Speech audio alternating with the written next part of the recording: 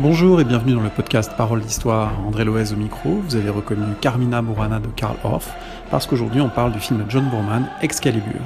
Vous retrouvez toutes les émissions du podcast sur le site paroledhistoire.fr, vous pouvez vous abonner sur iTunes, Spotify, Deezer, etc. et nous rejoindre également sur les réseaux sociaux. Très bonne écoute. Aujourd'hui j'ai le plaisir d'être avec William Blanc, bonjour. Bonjour. Alors, on s'est déjà rencontrés pour parler des super-héros l'année dernière. Aujourd'hui, on va parler d'un thème un peu différent, puisque William Blanc est auteur, historien, spécialiste notamment de toutes les questions qui ont trait au médiévalisme et à la place de l'histoire médiévale dans la culture contemporaine. Il anime notamment, il est l'un des animateurs de Fréquences médiévales, écrit aussi chez Libertalia Le Roi Arthur, un mythe contemporain. Et c'est autour de ces questions qu'on va discuter à travers un film de John Boorman, Excalibur de 1981. William, peut-être pour commencer, avant qu'on rentre dans les détails, est-ce que vous pouvez dire pourquoi vous avez choisi ce film et pourquoi il mérite d'être vu et revu? Déjà parce que moi je l'aime bien ce film. Ça fait partie un peu de la... Bon, dans les années 80-90, c'était un peu une référence dans la culture geek, pop. Et puis voilà, c'est comme ça que je l'ai découvert quand j'étais ado. Et puis c'est un film qui est très important à la fois dans la représentation du Moyen Âge, donc dans le médiévalisme en fait, il a influencé pas mal d'autres films. Puis oui, c'est un film aussi qui est très important dans les représentations en fait du mythe arthurien au cinéma et dans la culture populaire en fait. Et alors, on va ajouter que c'est un film visuellement étonnant et tout à Ouais. fait splendide, et on reviendra peut-être sur ces aspects visuels parce qu'ils ont une grande importance. Peut-être pour commencer, disons un mot de qui est John Boorman, ce réalisateur britannique, au moment où il tourne ce film en 1981. C'est un réalisateur qui est quand même qui commence à être assez connu. Il a fait pas mal de films en fait. Il a fait notamment un film avec une star de l'époque, même si c'est une star un peu descendante entre guillemets, quoique en fait voilà, on débatte. Il a fait un film qui est d'ailleurs qui est devenu un peu une source de blague aujourd'hui parce que les décors sont un peu kitsch, mais c'est Zardoz. C'est un film donc post-apocalyptique avec Sean Connery. Et puis bon, il a fait voilà, c'est quand même un réalisateur qui a suffisamment de crédit en Europe pour qu'on le laisse en fait mener à bien ce projet de d'adapter en fait le mythe arthurien au cinéma avec quand même un gros budget mine de rien quoi. Donc c'est pas un film qui est fait en carton pâte quoi. Donc même si après on pourra en débattre sur des heures et des heures sur l'aspect en fait du film, mais c'est un aspect qui est très travaillé, contrairement à ce qu'on pourrait croire, parce que c'est vrai que aujourd'hui il y a des gens qui regardent le film en disant ouais c'est un peu kitsch et tout, il y a des armures qui brillent, mais en fait c'est fait exprès, c'est fait exprès, ça Oui, alors vient de ça, la... ce sont des choix visuels sur lesquels Ouais. on va revenir.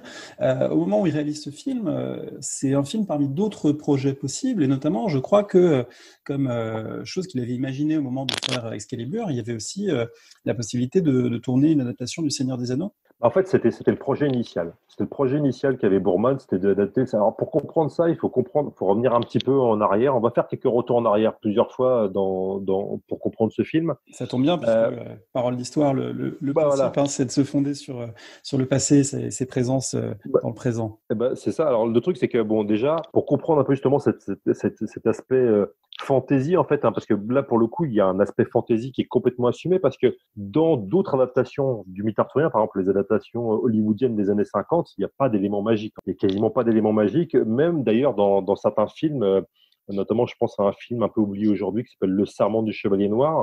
Il n'y a pas de magicien, il n'y a pas de Merlin. Pourquoi? Parce qu'on est à l'époque, on est dans une époque macartiste, en fait, une époque de réaction très forte aux États-Unis. Et la magie, en fait, ça fait référence au paganisme. Et là, c'est très mal vu dans une Amérique très ordre moral, en fait. Donc voilà.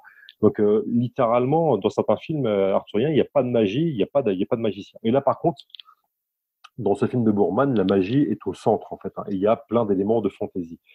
Pourquoi? Tout bêtement parce que la génération des années 60, dont fait partie Boorman, Boorman, voilà, il fait partie de cette génération-là. Il est même un peu plus âgé, mais pas tant que ça. Euh, cette génération des années 60 voit le Moyen Âge comme notamment le Moyen Âge magique, le médiévalisme plutôt, magique, comme une contre-culture. Et dans cette contre-culture, notamment, il y a le Seigneur des Anneaux qui occupe une grande place. Parce que le Seigneur des Anneaux, ça représente un monde magique, d'elfes, d'hobbits. Les hobbits, c'est vraiment des petites créatures pacifiques, donc ça plaît pas mal aux hippies par rapport à la guerre du Vietnam. Oui, qui il fume. faut rappeler, on l'avait évoqué au moment de l'exposition Tolkien à la BNF, qu'il y a eu toute une réception, qui avait d'ailleurs un peu surpris Tolkien lui-même, toute une réception de Tolkien et du Seigneur des Anneaux sur les campus américains dans les années 60-70, au moment de la guerre du Vietnam, qui avait donné presque une deuxième vie à son œuvre. Et du coup, on est Ouais. un petit peu dans cette filiation-là. Bah, complètement. Et en plus, alors, ça va même beaucoup plus loin. Il y a carrément il y a des gens de Greenpeace qui vont faire référence directe à Tolkien et tout. Voilà, donc ça va très très loin. Et puis en plus, il y a l'herbe à pipe et tout que fume le Hobbit qui fait une référence directe pour pas mal de gens au cannabis ou à l'herbe et tout. Donc voilà, il y a pas mal de trucs comme ça. Et Boorman, il s'inscrivait complètement là-dedans. Et pour lui, il voulait faire une espèce de Seigneur des Anneaux contre-culturel. Bon, manque de peau, il y a Ralph Bakshi aux États-Unis qui va faire, en fait, qui est lui un cinéaste, mais plus d'animation, qui va faire l'adaptation en dessin animé du Seigneur des Anneaux, qui est aussi très contre-culture, hein, parce que là, dans cette adaptation-là, clairement, et d'ailleurs, c'était même l'objectif de Tolkien aussi, hein, enfin, les forces du mal, Sauron, c'est en fait tout bêtement l'industrie, en fait, hein, tout bêtement, c'est les forces de la destruction, du totalitarisme et tout. Donc, il y a cet aspect-là, mais donc, Boorman est dépossédé de son projet, en fait, hein, il ne peut pas mener à bien son projet, et donc, il se rabat sur le mythe arthurien.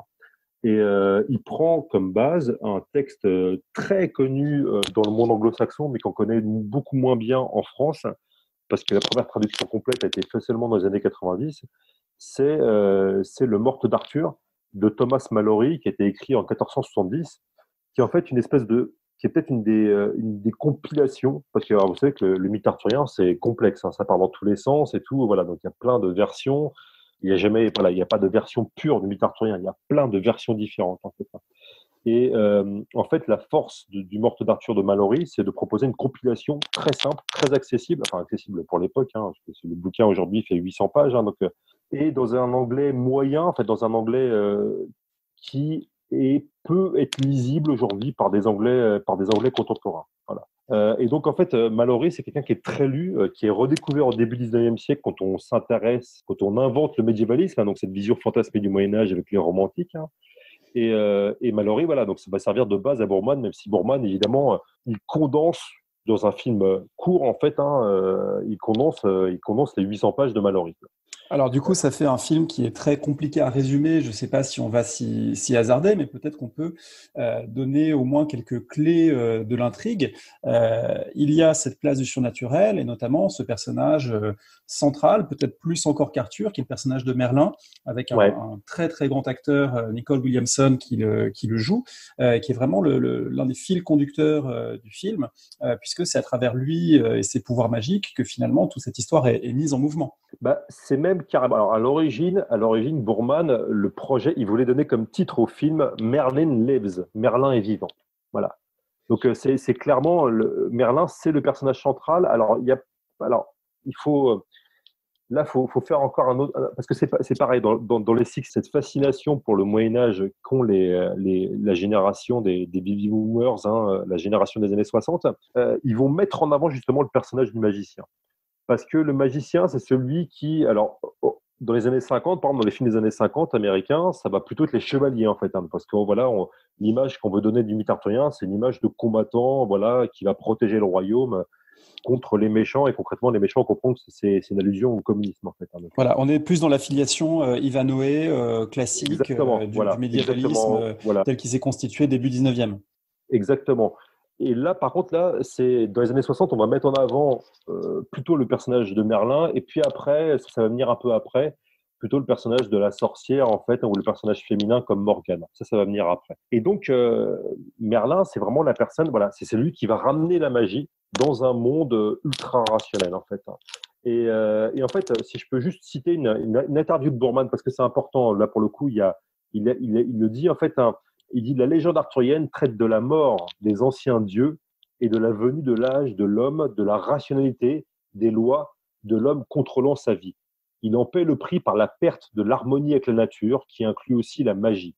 Nous avons essayé de le faire comprendre dans le film. Cette magie passe dans nos rêves et nous la perdons, et par conséquent, nous devenons nostalgiques.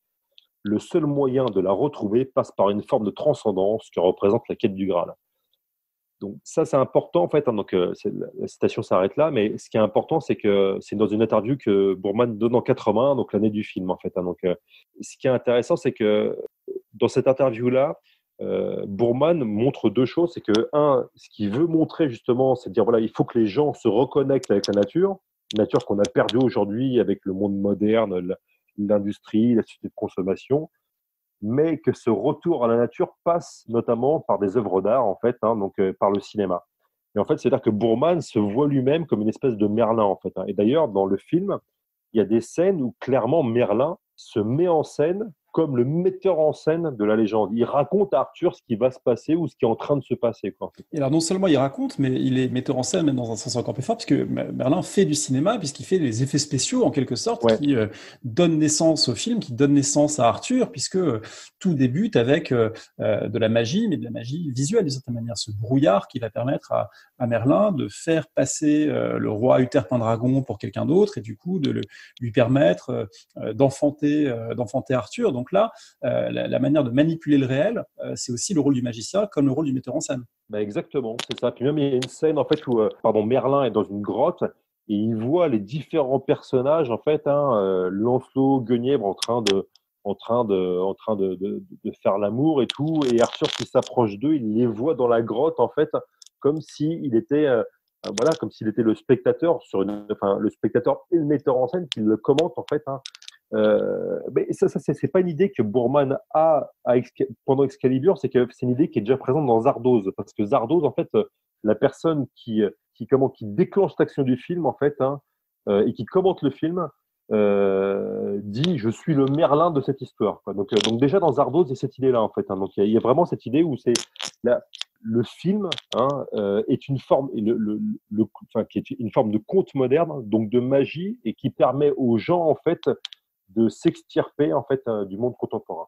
C'est un truc c'est pas qu'il n'y a pas que Boorman, il y a plein d'artistes de la génération des années 60 en fait qui s'imaginent eux-mêmes comme étant des Merlins, que ce soit des groupes de rock comme Led Zeppelin et tout, qui disent voilà, nous on est là pour amener de la magie dans un monde triste en fait. Voilà. Donc ça, Boorman n'est pas le seul à le dire en fait, mais il le met en scène dans un film. Le film s'appelle Excalibur. Excalibur, c'est l'épée magique. C'est le fil directeur également du film.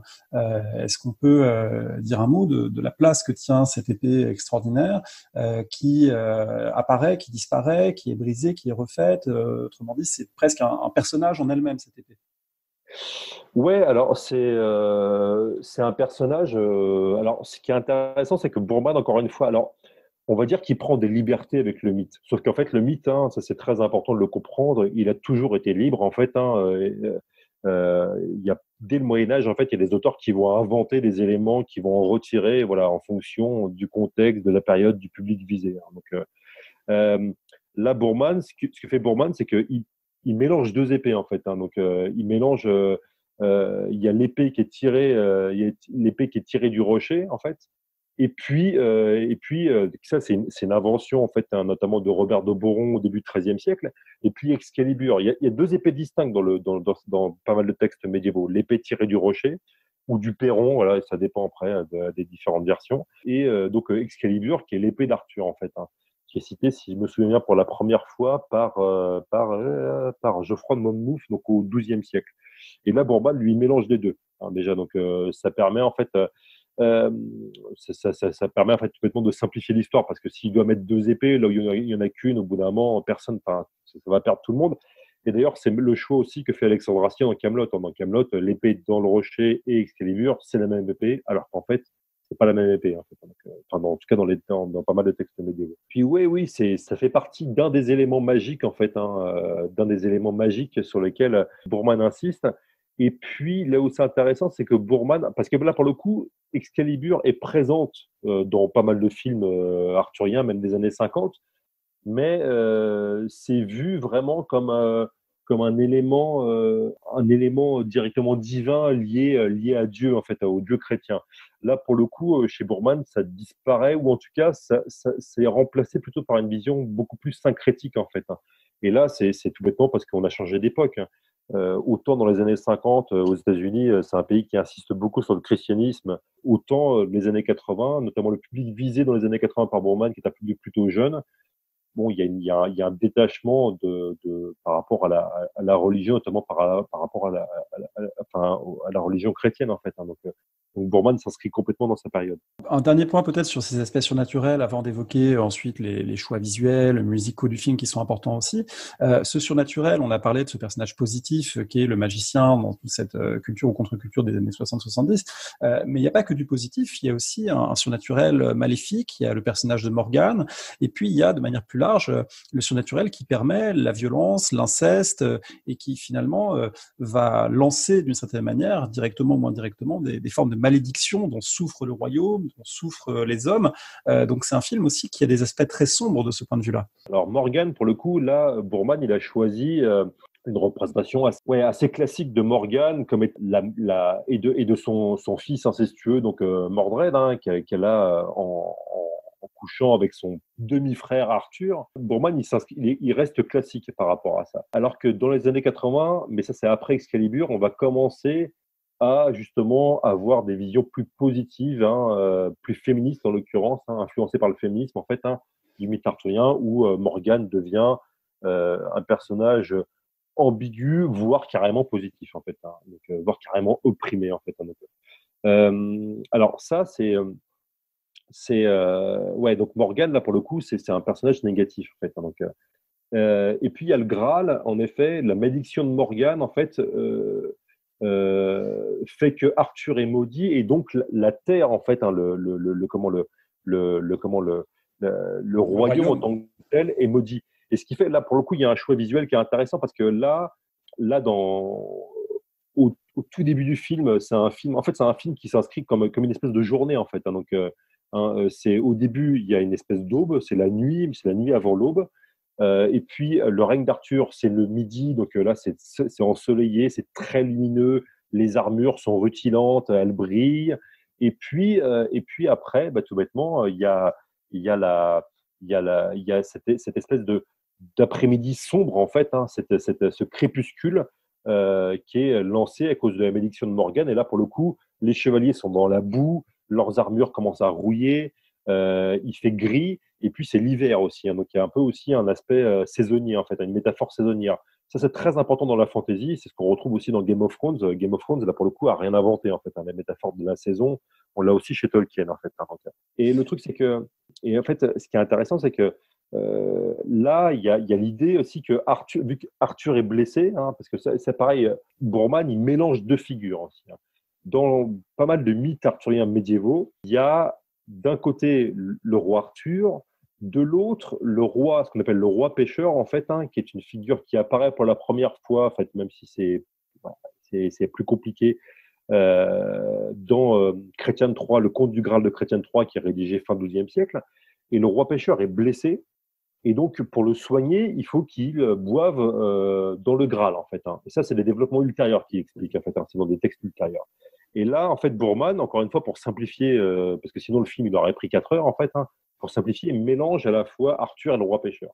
Et ce truc-là, en fait, cette idée que si le roi pêcheur est blessé, son royaume va mal, c'est un truc qui est cité dans les textes médiévaux, mais c'est pas un truc central en fait dans le mythe en fait. Alors ça devient central pour Boorman puisqu'il y a beaucoup de répliques dans le film qui Ouais. expliquent que le roi et la terre ne font qu'un, que l'épée d'ailleurs est ce qui est en quelque sorte le trait d'union entre le roi et sa terre, et que si l'épée est perdue ou brisée, ce lien est brisé. Et du coup, c'est associé à toute une imagerie effectivement d'une terre dévastée qui va reverdir. C'est l'une des séquences les plus extraordinaires du film, Ouais. Plutôt vers la fin du film, cette chevauchée d'Arthur qui a réussi à réunir de nouveau ses chevaliers pour aller affronter Mordred et sa malédiction.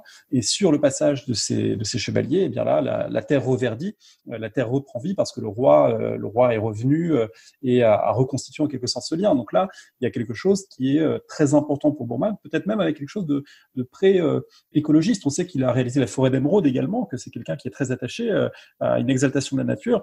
C'est très présent aussi dans ce film-là. En fait, La Forêt d'Émeraude, il l'a fait après, enfin, c'est en 85, donc, et là, pour le coup, c'est l'histoire d'une tribu amazonienne qui est confrontée à un projet de barrage. Donc là, en fait, l'opposition magie, nature d'un côté, et modernité, industrie, destruction de l'autre, elle est complètement là, quoi. Mais elle est aussi là, en effet, chez Boorman, et là, ouais, il y a carrément un aspect. Il y a même une citation, en fait, du film, je crois que c'est Arthur qui le dit, si je me souviens bien, c'est nous devons retrouver ce que nous avons perdu, le Graal. Seul le Graal peut régénérer les feuilles et les fleurs. Et ça, alors en plus, nous devons retrouver ce que nous avons perdu. Alors, je ne sais pas si Bourman, si c'est une citation consciente ou inconsciente, mais il y avait, dans les années 60, il y a un bouquin qui est sorti en Angleterre. Vous allez peut-être pouvoir m'aider d'ailleurs, parce que j'ai oublié le nom de l'auteur.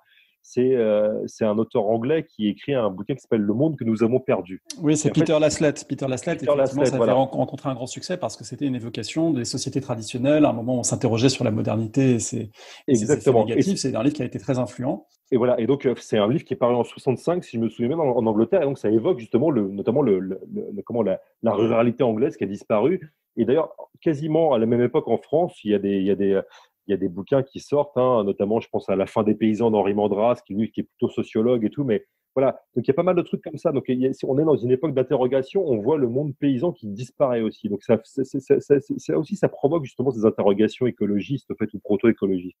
Pour Bourman, en fait, ce qu'il faut comprendre, c'est que cette histoire de terre qui est régénérée, elle vient d'avant aussi. Hein, parce que là, pour le coup, Bourman, alors je reprends une autre citation, si vous permettez.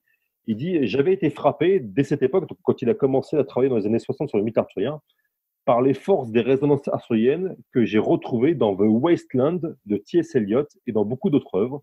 C'était comme si, à chaque détour de mes lectures, je me voyais confronté au sifflet du Graal. Et puis, à travers Eliot, j'ai lu le livre fascinant de Jesse Weston, From Ritual to Romance. Alors là, il faut expliquer un tout petit peu. C'est que Bourman, il parle de deux bouquins, donc le bouquin de Jesse Weston et le poème de T.S. Eliot qui s'appelle The Wasteland, donc la terre gaste, la terre dévastée. Alors, Weston, en fait, c'est une folkloriste en fait, hein, qui travaille dans les années 20, qui sort un bouquin dans les années 20 qui explique en fait pour elle que elle s'appuie sur le rameau d'or de Fraser, en fait, hein, qui paraît donc fin 19e, début 20e siècle, et qui, pour elle, elle dit que le Graal, c'est une représentation du roi blessé et du dieu qui meurt. C'est en fait le dieu qui meurt qui est sacrifié à la fin de l'hiver et qui, par sa mort, en fait, régénère la terre. Et T.S. Eliot, lui, son poème qui sort en 1922, ça raconte l'histoire d'un type qui erre dans une ville moderne, à moitié dévastée, à moitié bureaucratique. C'est très triste, en fait. Et donc, il fait une espèce de comparaison entre le roi blessé, le roi pêcheur blessé, et la terre gaste, donc la terre dévastée, c'est justement la terre dévastée du roi pêcheur, et la condition de l'homme moderne. Et évidemment, ça s'inscrit, alors ça évoquera peut-être quelque chose, ça vous évoquera peut-être quelque chose avec votre période de prédilection et de recherche, donc la Première Guerre mondiale. Ça évoque en l'occurrence l'image aussi du vétéran de la Première Guerre mondiale qui rentre chez lui blessé aussi, hein. Et ça, Bourman, il s'inscrit aussi là-dedans, en fait, hein. Il y a vraiment cette idée que la condition de l'homme moderne est une condition de roi pêcheur blessé, hein, et que sa terre est dévastée, et donc à travers le Graal, à travers la magie, en fait, il va retrouver le sens de la nature, quoi. Donc, vous voyez, il y a toute une espèce, il y a tout un propos très complexe, hein, chez Bourman, qui veut dire à travers son film, il faut qu'on retrouve le Graal, et à travers le Graal, il faut qu'on retrouve la voie vers la nature. Alors, cette scène de chevauchée à laquelle on faisait allusion, elle est réalisée avec en bande son Carmina Burana de Karl Orff. C'est pas la seule fois au cinéma, évidemment, où ce thème musical très puissant est utilisé, mais c'est l'une des fois sans doute les plus emblématiques. Ça nous permet peut-être de dire un mot de ses choix musicaux et de la manière dont Boorman a utilisé cette musique elle-même médiévalisante dans son film.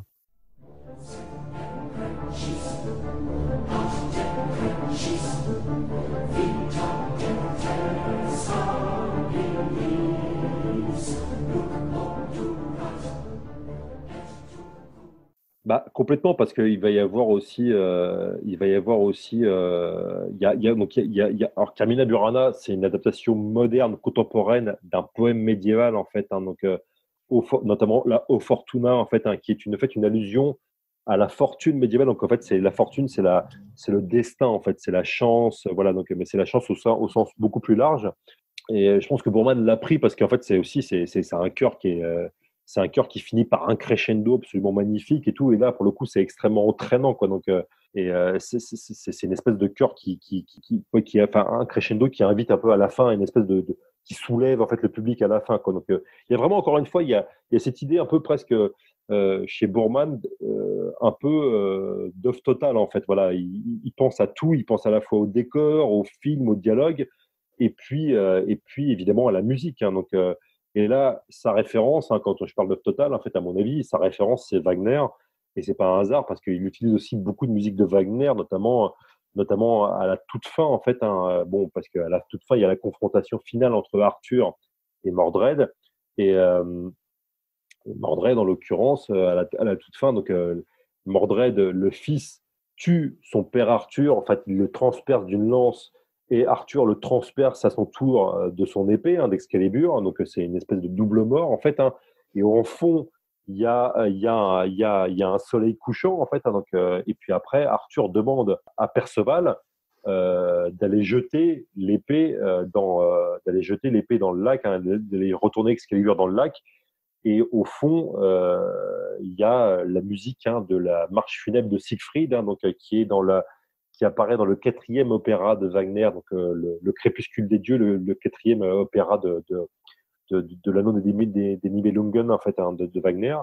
Et là, en fait, c'est pareil pour Wagner. En fait, c'est intéressant parce que là, quand on creuse un petit peu chez Wagner, en fait, cette idée de Crépuscule des dieux, Wagner écrit. Enfin, il y a aussi cet aspect un peu de critique du monde moderne en fait chez Wagner. Hein. Wagner écrit la première version de son opéra en 1848-49 en fait, alors l'Europe est en révolution. Et en fait, il y a vraiment cette idée que voilà, l'industrie va mener aussi le monde à sa perte. En fait, il y a un peu cette idée-là chez Wagner. Hein. Et donc Boorman, il colle ça. En fait, il colle ça sur le mythe arthurien. Et voilà, ça vient. Enfin, la musique de Wagner vient un peu à point nommé là pour le coup. Alors peut-être dernier aspect qu'on a un petit peu évoqué, mais dont on peut parler, ce sont les thèmes visuels du film, le jeu sur les couleurs en particulier, dans la mesure où effectivement aujourd'hui, quand on a un œil habitué aux créations numériques, aux effets spéciaux, on pourrait trouver ça kitsch, mais il y a quand même des choix qui sont très significatifs, notamment sur les couleurs, des reflets verts pour Excalibur, une armure Ouais. blanche presque immaculée pour Lancelot, qui incarne au départ en tout cas la droiture avant son adultère. Et là on trouve tous les thèmes de la littérature courtoise et du désir adultère pour Guenièvre. Bon, c'est ça, c'est des aspects très, très classiques. Avec, L'armure dorée pour Mordred. En tout cas, il y a vraiment un jeu sur les couleurs et un jeu sur une sorte de puissance visuelle et lumineuse du film qui est tout à fait étonnant. ouais, alors en plus, alors pareil, Mordred, en fait, le casque qu'a Mordred, qui est une casque à visage humain, en fait, c'est une référence à Zardoz aussi, voilà, parce que c'est pareil, l'espèce de groupe meurtrier dans Zardoz, l'espèce de proto-Mad Max, de punk, de proto-punk de Zardoz, en fait, ils ont un peu des masques comme ça et tout. Donc, après, en plus, c'est là où c'est intéressant, c'est que, en fait, comment Guenièvre et Lancelot, quand ils couchent ensemble, ils couchent nus et on voit un serpent à côté d'un arbre. Il y a un côté, voilà, chute du paradis, tout ça et tout. Il y a pas mal de trucs en fait. Enfin, Boorman, il met de petits symboles comme ça. Il y a évidemment l'armure en fait. À un moment, Lancelot lutte contre sa propre armure qui est vide, voilà. Donc c'est une lutte interne et tout. Donc il y a pas. Alors, après, c'est pareil, on pourra en parler parce que Boorman est aussi vachement inspiré de Jung, un des thèmes jungiens, donc de la psychanalyse jungienne. D'ailleurs, il y a tout un Jung fait tout un travail, a fait des textes par rapport à ce qu'il appelle le cri de Merlin, qui serait une espèce de cri primal en fait. Et ça, ça se retrouve aussi visuellement dans le travail de Boorman et tout. Boorman a cité Jung comme influence et tout. Donc bon, c'est vraiment un film extrêmement riche par rapport à ça. Et Et puis, visuellement, juste un, visuellement, moi, ce que je trouve aussi frappant, c'est sa capacité à mélanger finalement deux registres, c'est-à-dire un registre entre guillemets réaliste, même s'il n'y a pas un réalisme strict, parce que ouais, de toute façon c'est un mélange d'images médiévalisantes, mais les armures, la boue, les combats, il y a des scènes de violence extrême qui renvoient à des pratiques de guerre, sinon médiévales, du moins ouais. effectivement s'en rapprochant. Et puis à côté de ça, il y a des scènes où on est purement dans des formes d'hallucination visuelle avec du violet, du orange qui crépite à l'écran. Donc, on alterne aussi entre ces deux registres-là de Bah, manière très, très, très, très libre. ouais, là vous avez raison. Puis là où c'est intéressant, c'est qu'en fait, en gros, dans le médiévalisme, quand le médiévalisme se crée fin 18e, début 19e siècle, notamment en Angleterre, en fait, il y a vraiment deux visions qui peuvent parfois s'entrecroiser. En fait, d'un côté, il y a un médiévalisme doré. En gros, le Moyen Âge était magnifique, ce qui permet de dire que l'époque contemporaine c'est moche, hein, concrètement. Donc ça, généralement, ça commence plutôt chez les gens plutôt conservateurs, hein, ce qui permet en fait de critiquer l'âge des révolutions et tout. Et puis, même si après, il y a des gens progressistes qui vont aussi avoir cette vision médiévaliste dorée, en fait. Et puis, il y a le médiévalisme sombre. Le Moyen-Âge, c'est le seigneur qui enferme les gens dans son donjon, c'est la violence, c'est la torture de l'Inquisition et tout. Et ça commence, ce médiévalisme sombre, il commence aussi plutôt du côté des progressistes. Même, on a déjà ça chez Voltaire, en l'occurrence. Donc voilà. Ça, c'est deux visions qui sont des visions fantasmées du Moyen-Âge. En fait, le Moyen-Âge, il y a c'est pas le Moyen-Âge qui a inventé la torture et tout. C'est pas le Moyen-Âge n'est pas rempli de gentils chevaliers, de belles princesses non plus. Voilà. Donc, et en fait, ce qui est intéressant, c'est que Bourman, en fait, il mélange les deux. Quand c'est l'époque d'Uther, en fait, du père d'Arthur, qui est un type assez faillible et tout, c'est une époque de guerre et tout, donc c'est du médiévalisme sombre. Les chevaliers, ils ont des armures qui ont des têtes quasiment, enfin, qui ont des casques animalisés et tout. Voilà, donc c'est extrêmement brutal et tout, des armures sombres. Et puis à l'époque d'Arthur, c'est le médiévalisme doré. Voilà, donc c'est les armures qui rutilent, qui brillent. C'est la nature très verte et tout, quoi. Donc d'ailleurs, moi j'ai fait il y a deux de mes étudiantes qui étaient passées en exposé sur Excalibur. D'ailleurs, c'était assez marrant. Puis elles m'ont fait voir un truc que j'ai pas vu en fait. Pourtant, je l'ai vu un paquet de fois, mais elles m'ont dit voilà, par exemple, le mariage d'Arthur et Guenièvre se déroule dans une église, mais en fait l'église c'est une forêt en fait. Voilà, donc c'est vraiment, on est vraiment dans une espèce de médiévalisme presque, ouais, c'est champêtre et tout, c'est absolument sympathique. Il y a même pas de pays, il y a même pas de paysans en fait. Voilà, c'est dans cette époque-là en fait, dans ce médiévalisme doré, il y a même pas de paysans, c'est que des gentils chevaliers, des belles princesses, quoi. Donc c'est un peu ça. Et puis après, quand la malédiction de Morgane tombe, on retombe dans le médiévalisme sombre, extrêmement dur. Et là, pour le coup, on voit des paysans qui souffrent, qui meurent de faim et tout. Voilà, donc ça, Bourman, il réussit un peu cette espèce de mélange qui est hyper fin, qui est hyper intéressant en fait. Donc et voilà, je trouve que ça, c'est vraiment très réussi. Quelle est l'influence ou la postérité de ce film? Alors, l'influence, encore une fois, elle est très importante parce que voilà, il y a plein d'acteurs en fait qui vont après percer grâce à Excalibur et tout. Et là où c'est intéressant, c'est que c'est un film qui va être cité parfois de manière un peu pas très fine, par exemple par Zack Snyder dans Batman contre Superman en fait. Où en fait dans le mythe d'origine en fait.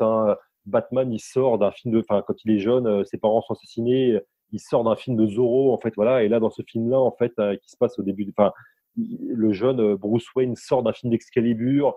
Et il y a plein d'images, en fait, notamment par rapport à une arme, voilà, qui est dans le film et tout, où l'arme est entourée d'une image, enfin, d'une lumière verte et tout. Donc, c'est une allusion à Excalibur.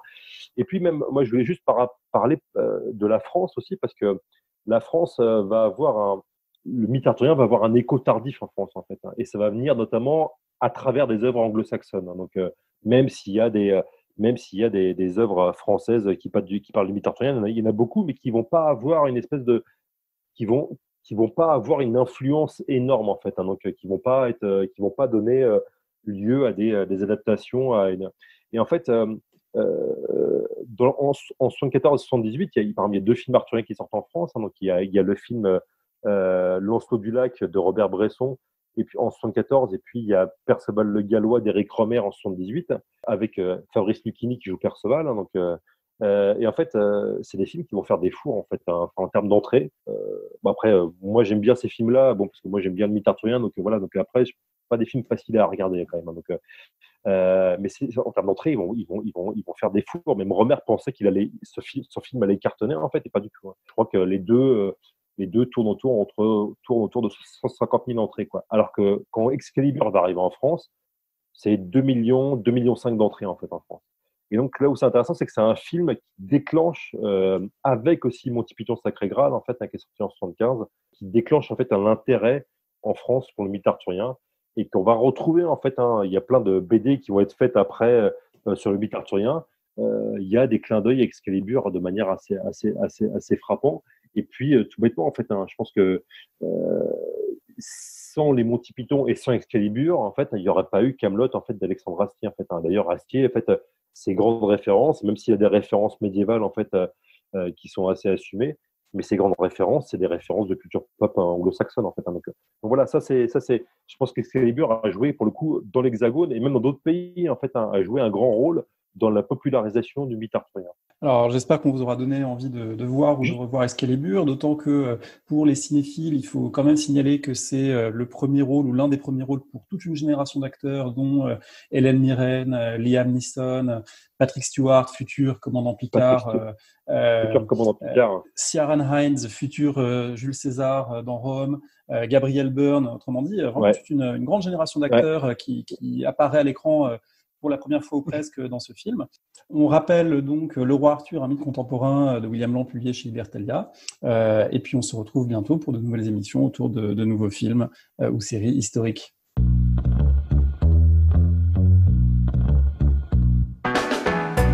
Merci de nous avoir écoutés. Rendez-vous sur le site www.paroledhistoire.fr pour toutes les informations sur le podcast, pour vous abonner, écouter ou télécharger les autres émissions.